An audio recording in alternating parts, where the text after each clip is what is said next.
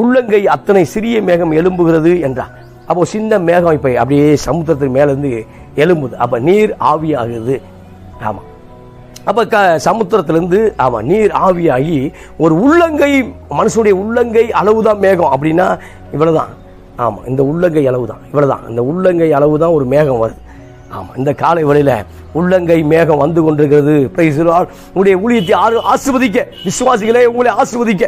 ஆமா, இதெல்லாம் தடைப்பட்டிருக்கிறதோ, வீடு கட்டக்கூடிய காரியங்கள், வாகனம் வாங்கக்கூடிய காரியங்கள், ஆமா ஸ்தோத்திரம், தீராத வியாதிகள் இருந்தக்கூடிய காரியங்கள், ஆமா அப்டேட்டுக்கான காரியங்கள், வேலை வாய்ப்புக்கான காரியங்கள், சூப்பர்ல. ஆமா, ஃபாரின் போகக்கூடிய காரியங்கள், பல அற்புதமான காரியங்கள் இப்போ எழும்ப ஆரம்பிச்சு. ஏன்னா உள்ளங்கை மேகம் எழும்பி கொண்டிருக்கிறது. அதுக்கப்புறம் உள்ளங்கை மேகம் என்பது ஒரு பெரிய மழையை உண்டாக்க போகிறது. Praise the Lord. அப்ப உள்ளங்கை மேகம் அளவு இருக்கும் பொழுது மறுபடியும் திருச்சி எலியா சோர்ந்து போகவில்லை.